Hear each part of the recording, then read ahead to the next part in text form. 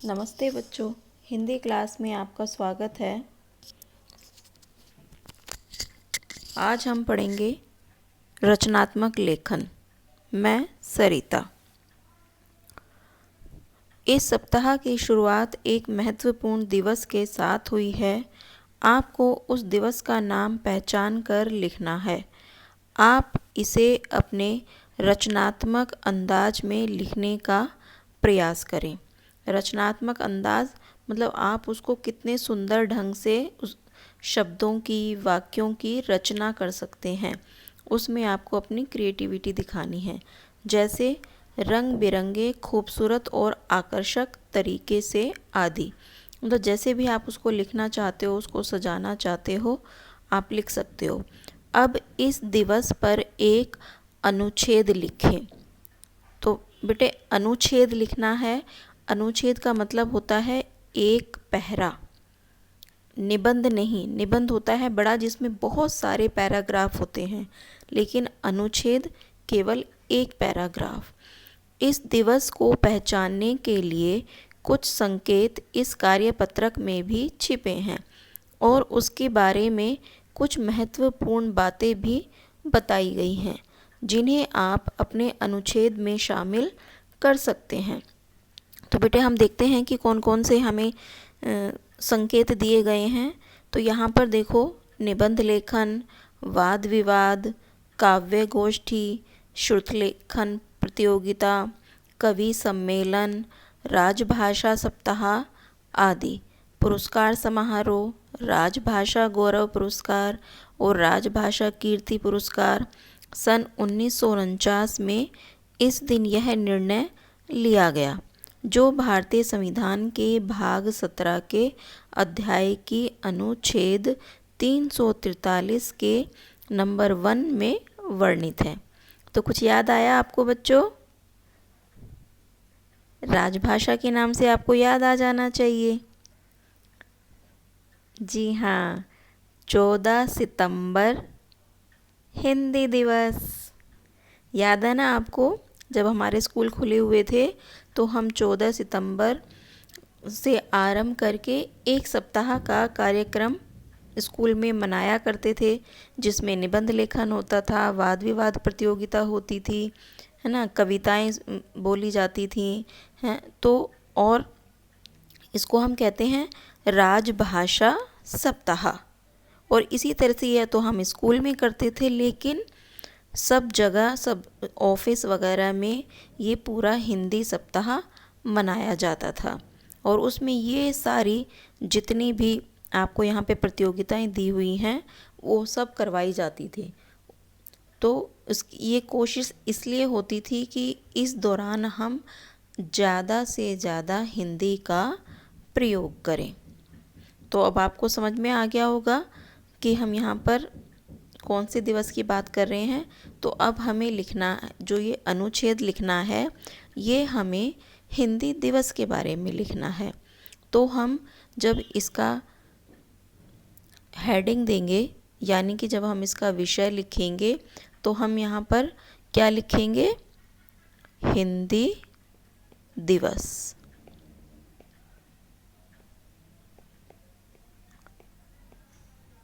ठीक है।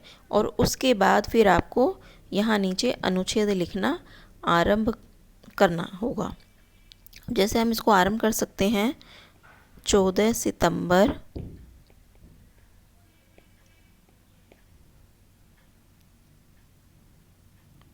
को हमारे देश में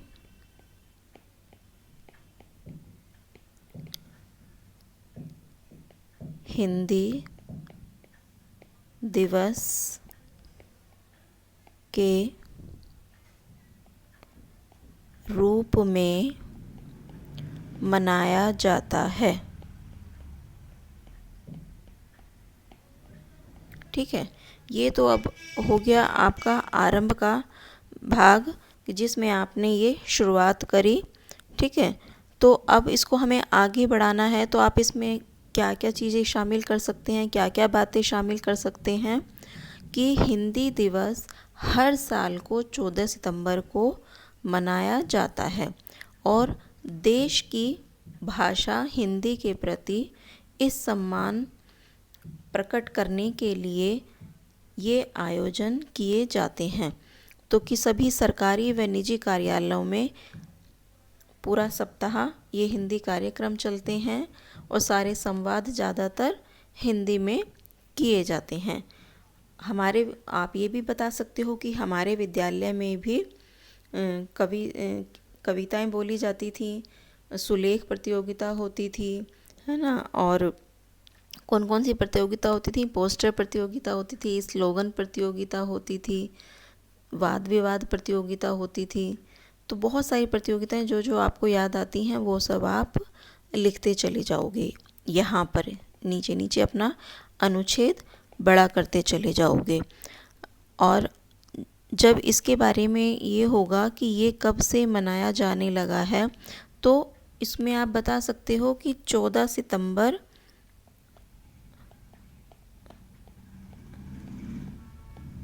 1949, है ना। तो 14 सितंबर 1949 को संविधान सभा में यह निर्णय लिया गया था कि हिंदी को भारत की राजभाषा बनाया जाए। यहाँ ध्यान से सुनना बेटे, राजभाषा बोला जा रहा है, राष्ट्रभाषा नहीं। कुछ लोगों को गलतफहमी होती है कि हिंदी हमारी राष्ट्रभाषा है, जबकि हिंदी हमारी क्या है? राजभाषा। क्या है हमारी बेटे? राजभाषा। वो अभी हमारी राष्ट्रभाषा नहीं बनी है, क्योंकि देश के बहुत सारे क्षेत्रों में हिंदी को कोई जानता भी नहीं है और पहचानता भी नहीं है, और ना ही वो बोलते लिखते पढ़ते हैं। हाँ, राष्ट्रभाषा बनाने के प्रयास अभी चल रहे हैं। तो इसके बाद पर, लेकिन ये कब से हुआ था?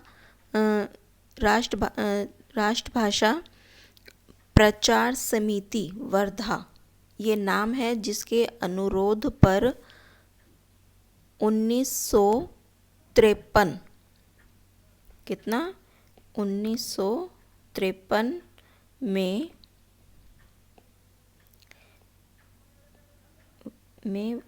वर्धा समिति, वर्धा, है ना, राष्ट्रभाषा प्रचार समिति वर्धा, तो ये पूरा नाम है इसका। तो इसने 1953 से आरंभ किया था हिंदी दिवस मनाने का। तब से आज तक हमारे देश में यह आयोजन होता आ रहा है और हम इस आयोजन को बहुत ही खुशी और हर्षोल्लास से मनाते हैं। तो ये तो मैंने बेटे छोटे छोटे आपको हिंट दे दिए हैं, मुख्य मुख्य बातें बता दी हैं। तो अब आप इन सब को जोड़कर आप एक अच्छा सा अनुच्छेद लिख सकते हैं। तो चलिए स्टार्ट हो जाइए, जल्दी से एक अनुच्छेद लिख डालिए, ठीक है। चलो, आपकी ये वर्कशीट पूरी हो गई है बेटे, जल्दी से पूरा कीजिए इसको। धन्यवाद।